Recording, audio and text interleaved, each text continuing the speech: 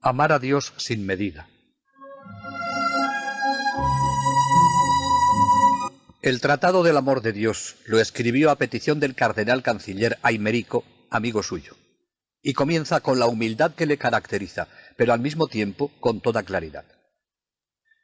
Oraciones solías pedirme, no me proponías consultas, y cierto que ni para lo uno ni para lo otro me considero capaz. Si bien es verdad que aquello os lo debía hacer suponer mi profesión, ya que no la santidad de vida que me hace falta. Sin embargo, me agrada muchísimo que me pidas cosas espirituales a cambio de las materiales, aunque deberías haber recurrido a otro más rico de ellas que yo. En semejantes circunstancias, sabios e ignorantes suelen presentar sus excusas, y no suele ser fácil distinguir entre los pretextos de la ignorancia y los de la sencillez de espíritu. Suele quedar manifiesto en el sencillo hecho de obedecer a lo que a uno le manda. Acoge, pues, lo que te presenta mi pobreza, pues no quiero que me tomen por filósofo al darte la callada por respuesta. Tampoco prometo responder a todas tus preguntas, sino solamente a lo que me consultas sobre el amor a Dios. Y lo haré conforme Él me inspire. Esto es lo que más seguramente se trata y más útilmente se lee. Sobre las otras cosas, acude a otros más competentes. El amor de Dios es la única razón de ser del hombre. Mientras el hombre no ame a Dios, no ha empezado a vivir. San Bernardo, en este tratado, aborda la obligación que el hombre tiene de amar a Dios. Las razones que motivan este amor son sencillamente que Dios es Dios, que es nuestro bienhechor universal, que merece ser amado en justicia por todos. Y la medida de ese amor es que hay que amarle sin medida. San Bernardo va respondiendo haciendo las preguntas a las que luego responde. ¿Quieres que te diga por qué y cómo debemos amar a Dios? El motivo de amar a Dios es Dios mismo. ¿Cuánto hay que amarle? Sin medida. ¿No está claro? Sí, pero para el sabio. Mas como estoy en deuda también con los ignorantes, debo satisfacerles. Y en atención a los menos dotados, desarrollaré gustosamente el tema con más amplitud y profundidad. Diría que hay dos razones por las que Dios debe ser amado por sí mismo.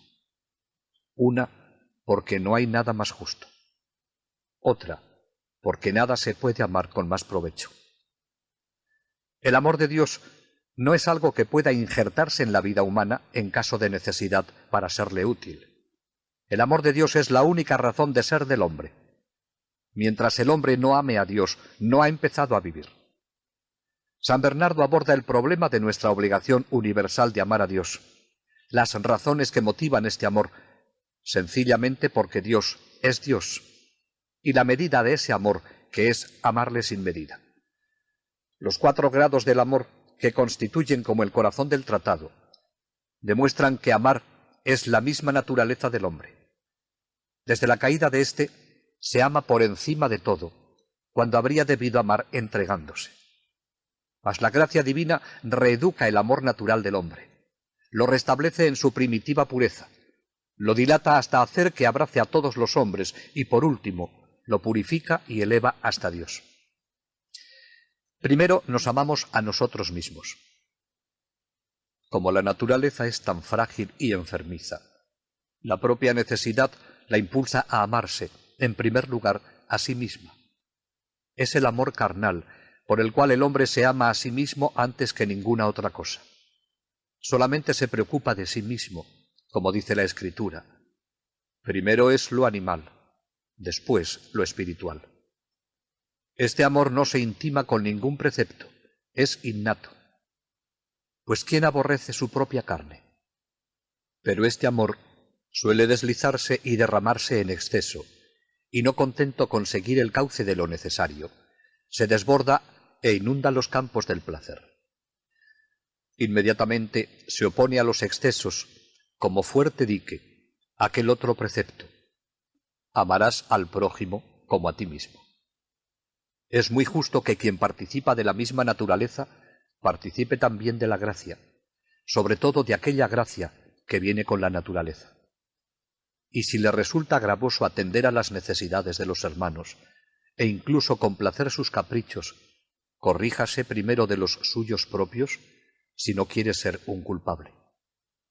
Compadézcase de sí mismo todo lo que quiera, pero no se olvide de compadecer igualmente al prójimo. La ley de la vida y de la disciplina te impone, oh hombre, el freno de la templanza, para que no corras tras la concupiscencia y te pierdas. No sea que sirvas con los bienes naturales al enemigo del alma, que es el placer. Es mucho mejor y más honesto compartir estos bienes con el compañero, es decir, con el prójimo, que con el enemigo. Si atiendes al consejo del sabio y te apartas de las pasiones, si escuchas al apóstol y te contentas con tener lo necesario para comer y vestir, si no te pesa apartar tu amor, un poco al menos, de los deseos de la carne que combaten contra el alma. Eso que niegas a tu enemigo, lo compartirás sin dificultad con quien comparte tu naturaleza. Tu amor será puro y justo, si lo que niegas a tus propios gustos, lo vuelcas en las necesidades de los hermanos. De este modo, el amor carnal se convierte en social, porque se extiende al bien común. Pero para que nuestro amor a Dios sea perfecto, es preciso que tenga a Dios por causa. Conviene pues que amemos primero a Dios, para que luego pueda el prójimo ser amado en Dios. De suerte que Dios, que es el autor de todos los demás bienes, lo sea también de nuestro amor a Él. En el segundo grado, el hombre ama ya a Dios, pero todavía por egoísmo. Ama pues ya a Dios, aunque todavía por egoísmo y no por Él. Pero ya es cierta prudencia saber lo que puede por sus propias fuerzas y lo mucho que alcanza con el favor divino, y el tener cuidado de no ofender a quien le guarda para sí mismo y le da lo que es. Pues bien, cuando son frecuentes las tribulaciones que afligen al hombre, y cuando en los ahogos se ve apremiado a recurrir a Dios con más frecuencia, no puede menos de suceder que, ante las reiteradas muestras de la bondad del Señor, y las muchas veces que le salva de sus aprietos y le libra, se enternezca, por duro y muy de bronce que sea de corazón, y venga a amar a Dios, no sólo por egoísmo, sino por Él, por la bondad que advierte en su pecho paternal. En el tercer grado del amor, el hombre ama a Dios por Él mismo. Con ocasión de las frecuentes tribulaciones, se ve precisado el hombre a recurrir a Dios con frecuencia, y recurriendo a Él, gustarle, y gustándole, gustar lo suave que es el Señor. De este modo acontece que pronto, para amar a Dios, no atrae tanto nuestra propia necesidad como la probada dulcedumbre que se encuentra en Él, pudiendo entonces, como los samaritanos, decir con razón: ya no creemos por lo que tú nos has dicho, sino porque nosotros mismos le hemos oído y sabemos que Él es el Salvador del mundo. Sí, podemos decir a la carne: ya no es por tus necesidades satisfechas por lo que amo a Dios, sino porque le he gustado y sé cuán suave es el Señor Dios nuestro. Las necesidades que el cuerpo siente son como un lenguaje con el que clama de cuando en cuando, y todos los beneficios que en sí experimenta los pregona y elogia con alborozo. De modo que quienes a esto han llegado ya no sienten dificultad en cumplir el precepto de amar al prójimo como a sí mismos, pues aman de veras a Dios. Aman castamente y no sienten pesadumbre de obedecer al mandamiento que hace casto nuestro corazón, como está escrito, por la obediencia de la caridad. Aman según justicia y con gusto se sujetan a los preceptos justos. Por fin, su amor resulta delicioso, precisamente por ser gratuito y no moverse por interés. Casto es porque no le basta expresarse de palabra y con la lengua, sino que se prueba por verdaderas obras de amor. Justo es, porque da tanto como recibe. Los que aman con este amor, aman tanto cuanto se sienten amados. Y por ello buscan los intereses de Jesucristo y no los propios, así como Jesucristo buscó los nuestros, o por mejor decir, a nosotros mismos, no sus conveniencias. Así aman los que dicen, alabemos al Señor porque es bueno. Los que no le ensalzan por ser bueno para ellos, sino por ser bueno en sí, esos son los que aman verdaderamente a Dios por Dios y no por sí mismos. No así de quienes se dice, te alabarán cuando les hagas beneficios. El tercer grado del amor es, pues, amar a Dios por Él mismo. El cuarto grado es aquel en que nos amamos a nosotros mismos, pero por amor a Dios. Este es el punto culminante del humanismo cristiano de Bernardo, su desarrollo final. Él nos indica que la realización de nuestro destino no consiste únicamente, siguiendo las figuras tradicionales de estilo, en perdernos en Dios como la gota de agua se echa en el vino, o como la barra de hierro en el fuego del horno. La plenitud de nuestro destino consiste más bien, según la expresión de San Pablo, en ser hallados en Dios, con toda nuestra realidad individual y personal.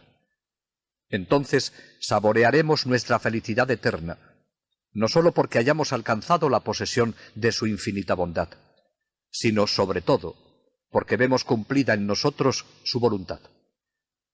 Dichoso el que mereció ascender hasta el cuarto grado, cuando ni siquiera se ama a sí mismo, sino por Dios. Tu justicia, oh Dios, es como los altísimos montes. El amor es este monte elevado, el monte excelso de Dios, monte de veras fértil y ubérrimo. ¿Quién subirá al monte del Señor? ¿Quién me dará alas como de paloma, y volaré y descansaré? Fijó su morada en la paz y su estancia en Sión. Ay de mí, que se ha prolongado mi destierro. Cuando la carne y sangre, el barro vil que yo soy, podrá remontarse a tales cimas. Cuando experimentará el alma un amor tan grande y embriagador, que olvidada de sí, y estimándose cacharro inútil, se lance sin reservas a Dios, y uniéndose al Señor, sea un espíritu con Él, y diga, desfallece mi carne y mi corazón, Dios de mi corazón, y mi herencia es Dios para siempre. Tengo por dichoso y santo a quien ha tenido semejante experiencia, el que ha podido, siquiera alguna vez, aunque fuere muy rara, aunque fuere una sola en su vida, experimentar algo semejante en esta carne mortal, aun cuando no haya gustado más que un instante, lo que dura un relámpago. Ese perderse uno a sí mismo, ese ser como si no existieras, ese no sentir, ese anonadarse y como anularse, es más propio de la vida celeste que de la sensibilidad humana. Y si se le concede ésta a algún hombre alguna vez, y como por un relámpago o por un instante se ha elevado hasta tales alturas, aun en éxtasis rapidísimo, enseguida este siglo perverso envidia su felicidad y procura estorbarla. Le perturban los negocios mundanos con su malicia. Le abate el cuerpo mortal. Le reclaman las necesidades de la carne. Se lamenta la debilidad natural. Y lo que más le violenta es que la caridad debida a sus prójimos le fuerza a volver en sí. ¡Ay! Le hace volver en sí, caer de nuevo en su pequeñez y miseria, y exclamar desconsolado, Señor, padezco violencia, responde por mí. Y aquello otro, oh infeliz de mí, ¿quién me librará de este cuerpo de muerte? Mas porque dice la Escritura que Dios lo hizo todo por sí mismo, es preciso que las criaturas se conformen algún día y concuerden con aquel que es su Señor y Criador. Es menester, pues, que participemos en sus mismos sentimientos, para que si Dios todo lo quiso para Él, procuremos también de nuestra parte que tanto nosotros como todo lo demás, queramos que exista para Él, es decir, para su voluntad, y no para nuestro placer. Que nuestro gozo no consista en acallar nuestra necesidad, ni en conseguir la felicidad, sino en ver cómo se cumple su voluntad en nosotros y sobre nosotros. Que al fin cada día pedimos esto: hágase tu voluntad, así en la tierra como en el cielo. Oh amor casto y santo, oh dulce y suave afecto, oh pura y limpia intención de la voluntad, tanto más pura y desinteresada aparece, cuanto menos mezclada va de todo interés propio, tanto más dulce y suave, cuanto que es del todo divino lo que se siente. Amar así es estar endiosado. Así como la gotita de agua caída en el vino pierde su naturaleza y toma el color y gusto del vino, y así como el hierro candente y llameante parece perder en la fragua su naturaleza y trocarse en vivo fuego, y en fin, así como el aire, embestido por los rayos del sol, se trueca en luz, y más que iluminarse, parece transformarse en luz radiante. Así también les sucede a los santos, pues todos sus afectos se funden de modo inefable y se confunden con la única voluntad de Dios. De otro modo, ¿cómo sería Dios todo en todas las cosas, si todavía quedase algo del hombre en el hombre? Permanecerá sin duda la sustancia de nuestra humana naturaleza. Durará y no se disolverá. Pero otra será su forma, otra su gloria, otro su poder y virtud. ¿Cuándo será esto? ¿Quién lo verá? ¿Quién lo poseerá? ¿Cuándo vendré y veré el rostro de Dios? Señor, contigo habla mi corazón. Te buscan mis ojos. Buscaré, Señor, tu rostro. ¿Cuándo podré contemplarte en tu santo templo? Yo creo que no es posible que se cumpla amar al Señor tu Dios con todo tu corazón, con toda tu alma y con todas tus fuerzas, mientras el corazón no se vea libre de los cuidados del cuerpo, el alma no cese de conservarlo y vivificarlo en el estado actual, y sus fuerzas, desligadas de todas las miserias, no se vigoricen con el poder de Dios. Porque es imposible que el alma se dedique totalmente a Dios y se emplee toda en contemplar continuamente su divino rostro, mientras viva distraída sirviendo a este cuerpo frágil y cargado de miserias. No espere, pues, el alma alcanzar plenamente este cuarto grado de amor, o mejor dicho, verse agraciada con él, hasta verse revestida de un cuerpo espiritual e inmortal, en el cuerpo íntegro, plácido y sosegado y sumiso por entero al Espíritu. Es una gracia que procede del poder divino y no del esfuerzo humano. Entonces llegará nuestra alma a este sumo grado de amor, cuando corra de buena voluntad y con gran deseo al gozo de su Señor, su Dios, sin que le frenen los atractivos de la carne, ni le turben sus molestias. Podemos pensar que los santos mártires alcanzaron esta gracia, al menos en parte, mientras vivían en sus cuerpos gloriosos.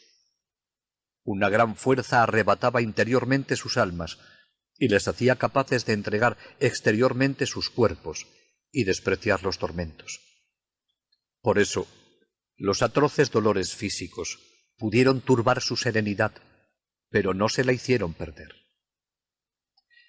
Esta perfección exige finalmente la resurrección de los cuerpos de todos los santos, ya que la suprema consumación que impacientemente espera San Bernardo es el término mismo que nos propone la revelación: la resurrección, el juicio final, la recapitulación de todas las cosas en Cristo, para que Dios sea todo en todos. ¿Y qué pensar de las almas que ya están libres de sus cuerpos? Creemos que están totalmente sumergidas en aquel piélago inmenso de la eterna luz y luminosa eternidad.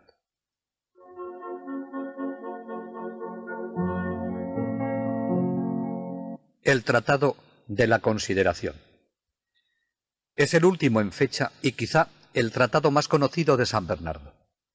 Este directorio espiritual, que es de un poder y concisión asombroso, comprende 5 libros compuestos durante los 10 últimos años de su vida. Fue escrito para el Papa Eugenio III, pero esta obra vale también para los prelados y para todos los hombres. Percibió exactamente los problemas que se planteaban en todos los niveles de la jerarquía eclesiástica, especialmente en el nivel más elevado, el papado y todo su entorno. Bernardo no propone ningún cambio en el sistema implantado. Pide simplemente una reforma de los corazones. El papel de Bernardo es el de intervenir únicamente en el dominio de las conciencias. Es importante este tratado por su insistencia en la vida interior y la primacía esencial de la contemplación con respecto a la acción. El Papa, le dice Bernardo a Eugenio III, tiene que recordar que la vida interior debe siempre preferirse a la acción exterior. Es cuestión de justicia. La acción es desde luego una necesidad y es también un hecho que somos incapaces de estar siempre en silencio y contemplación, en estudio y oración. Sin embargo, la acción no es eficaz si no radica en una profunda vida interior.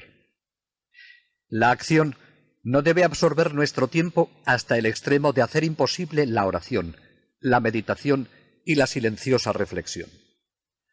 Después insiste Bernardo en la necesidad de la oración, especialmente para aquellos que tienen las mayores responsabilidades en la Iglesia.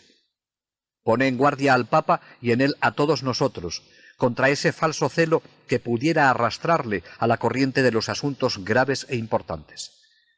El hecho de que nuestros trabajos estén consagrados al servicio de Dios no impide el que perdamos en ellos nuestra vida interior si permitimos que consuman todo nuestro tiempo y energías. El trabajo es un bien, una necesidad, pero llega un momento en que el exceso insensibiliza al alma frente a los valores espirituales. Endurece el corazón y le impide gustar de la oración y de las cosas divinas. Bernardo llama la atención del Papa sobre este peligro que le amenaza si se deja acaparar por los asuntos de Estado, si no asegura más el tiempo que debe dedicar a la oración, al recogimiento y a las realidades de lo alto. Cuando Bernardo daba estos consejos al Papa, pensaba en la Iglesia entera. Por eso Bernardo nos habla a cada uno de los cristianos y nos invita a hacer un serio discernimiento de cuáles son las prioridades en nuestra vida. ¿Qué tiempo dedicamos a la oración y contemplación de los grandes misterios de nuestra fe? Y si podemos dejarnos atrapar ante la justificación de un trabajo desbordante, aun cuando éste sea el apostolado. No olvidemos que en primer lugar se dirige al Papa, y nadie seguramente está tan ocupado como él. Por eso, cada uno en nuestra situación debemos aplicar estos sabios y santos consejos de un hombre que sabía muy bien lo que era estar ocupado, pero que nunca dejó su deber principal. Por eso llegó a ser un místico y por eso su acción produjo tantos frutos. Estas son algunas de las cosas que le dice al Papa y en él a nosotros. Como los días son malos, me parece bastante recomendaros que no os entreguéis del todo y a todas horas a la acción, sino que reservéis siquiera algún rato de vuestro corazón a la consideración. Y esto lo digo mirando más a la necesidad que a la equidad. Por otra parte, no es contra la justicia el ceder a la necesidad, porque de lo contrario, si pudiéramos hacer en todo y siempre lo que juzgamos más conveniente, habría que dar la preferencia en todo y sobre todo y practicar, si no exclusivamente, al menos más que cualquier otra virtud, la que para todo sirve y nos ayuda, es decir, la piedad. El Tratado V merece ser especialmente meditado. En él habla sucesivamente de lo que está en él, por debajo de él, en torno a él y por encima de él. Pero el tema que le obsesiona es la pregunta: ¿qué es Dios? Y en ella se detiene hasta el final de la obra. San Bernardo parece elevarse sin cesar en el misterio de Dios, su naturaleza, su unidad, la Trinidad de personas, la unión de la humanidad con el Verbo en la encarnación. El tema que desarrolla en esta cumbre es el de las 4 dimensiones de la caridad propuestas por San Pablo. El vocabulario, como en otros escritos, es bíblico y no olvida las lecciones morales. Esta doctrina tan elevada está al alcance del hombre. En el texto de este tratado que recogemos, San Bernardo se pregunta una y otra vez: ¿qué es Dios? ¿Qué es Dios? Longitud, anchura, altura y profundidad. ¿Cómo es esto? ¿Afirmas ahora la cuaternidad que antes abominabas? Nada de eso. La sigo abominando. Sí, da la impresión de que me he referido a varias realidades distintas, pero de hecho es una sola. Las aplicamos a Dios uno tal como nosotros lo podemos entender, no tal como es en sí. Es nuestro modo de entender el que se divide, y no Dios. Muchos son los nombres y muchos los caminos. Uno solo es aquel a quien nos referimos y a quien buscamos. Esa cuaternidad no significa división en la sustancia divina, ni dimensiones como las que observamos en los seres materiales, ni distinción de personas como las que adoramos en la Trinidad, ni un número de propiedades como reconocemos en esas personas, aunque se identifican con ellas. Dicho de otro modo, cada una de estas cosas son en Dios, lo que son las 4 reunidas, y estas 4 son lo mismo que cada una de ellas. Pero respecto a nosotros, como no podemos rivalizar con la simplicidad de Dios, cuando queremos captarle como un solo ser, se nos presenta como cuadruplicado. Es debido a que ahora lo vemos confusamente como en un espejo. Cuando lo veamos cara a cara, tal como es, entonces la frágil mirada de nuestra inteligencia, aun contemplándolo fijamente, no rebotará ni se quebrantará en su pluralidad. Se recogerá más en sí misma, se encontrará y adaptará a su unidad, o mejor, a aquella unidad. Así, esta visión simplificada corresponderá a la suya. Seremos semejantes a Él, porque lo veremos como es. Visión felicísima por la que suspiró el salmista. Tu rostro buscaré, Señor. No me escondas tu rostro. Pero como todavía estamos buscándole, subamos a esta cuadriga porque, enfermos y débiles como somos, necesitamos de un vehículo. A ver si podemos alcanzar nuestro destino, es decir, la meta de esa cuadriga. Así nos lo aconseja su propio conductor, que nos invita a llevarnos. Que seamos capaces de comprender, en compañía de todos los consagrados, lo que es su anchura y largura, altura y profundidad. Comprender, dice, y no conocer, para que no nos limitemos a satisfacer la curiosidad por la ciencia, sino que aspiremos con todas nuestras fuerzas a recoger sus frutos.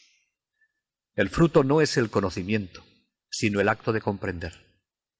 Porque, como dice alguien, el que conoce el bien y no lo hace, está en pecado. Y también dice San Pablo, corred de manera que lleguéis a comprender. Más tarde explicaré en qué consiste comprender. ¿Qué es Dios entonces? Largura. ¿Y qué es largura? Eternidad. Es tan larga que no tiene límites ni de espacio ni de tiempo. También es anchura. ¿Qué es anchura? Amor. ¿Qué barreras puede encontrar el amor en un Dios que no aborrece nada de lo que ha hecho? Hace salir su sol sobre malos y buenos y manda la lluvia sobre justos e injustos. Su regazo acoge incluso a los enemigos, y no contento con esto, su amor se abre hasta lo infinito. Por eso supera cuanto podemos sentir y conocer, como dice el apóstol. Conocer lo que supera todo conocimiento, el amor de Cristo. ¿Qué más puedo decir? Su amor es eterno. Todavía más, su amor es eternidad. ¿Ves cómo su anchura es igual que su largura? Ojalá puedas comprender no ya que son iguales, sino sobre todo que se identifican entre sí. Una es igual a la otra, una sola lo que son las dos, y juntas lo que es una sola. Dios es eternidad. Dios es amor. Largura sin alargamiento. Anchura sin extensión. Porque en ambas está Él por encima de todo límite y estrechez de espacio y tiempo. Pero por la libertad de su ser y no por la extensión enorme de su sustancia. Así es de inmenso el que todo lo hizo según su medida. Y aunque es inmenso, es la única medida de su misma inmensidad. ¿Qué más es Dios? Altura y profundidad. Por lo primero está por encima de todo. Por lo segundo, está dentro de todo ser. Claro es que en la divinidad nunca se desequilibran sus atributos. Dios se mantiene siempre constante en sí mismo y permanece inmóvil en él. En su altura considera su poder. En su profundidad, su sabiduría. Ambas realidades se corresponden por igual. Su altura es inalcanzable y su profundidad impenetrable. Este pensamiento provocó la admiración de Pablo hasta exclamar: «¡Qué abismo de riqueza, de sabiduría y de conocimiento el de Dios! ¡Qué insondables sus decisiones y qué irrastreables sus caminos!». También nosotros podemos exclamar con él al contemplar la unidad simplicísima que en Dios y con Dios constituyen estos dos atributos.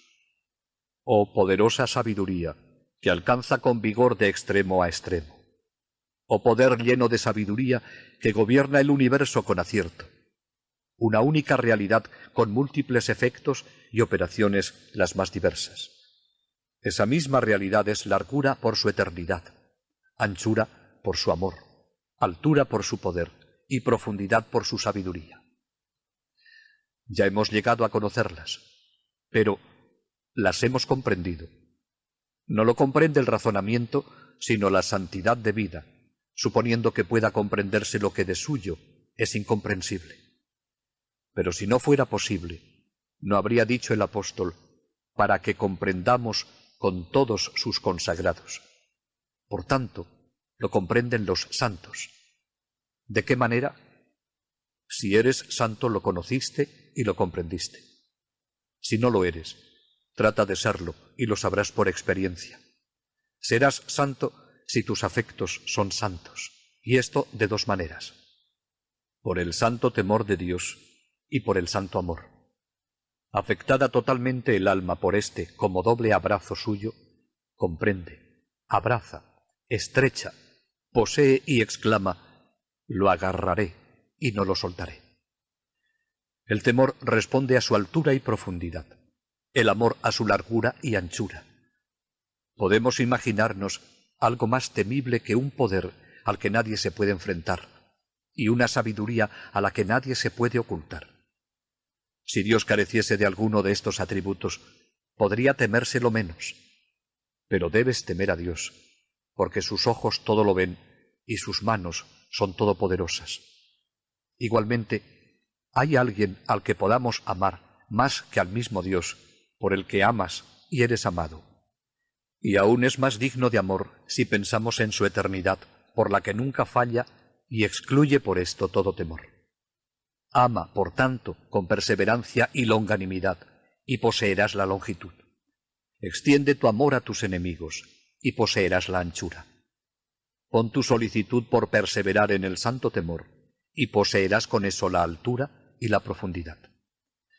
O si prefieres corresponder a estos 4 atributos divinos con 4 afectos de tu corazón, lo conseguirás si eres capaz de vivir en la admiración, el temor, el fervor y la constancia.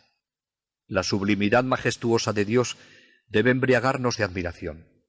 Sus insondables juicios deben atemorizarnos. Su amor nos reclama una gran pasión y su eternidad una firme fidelidad.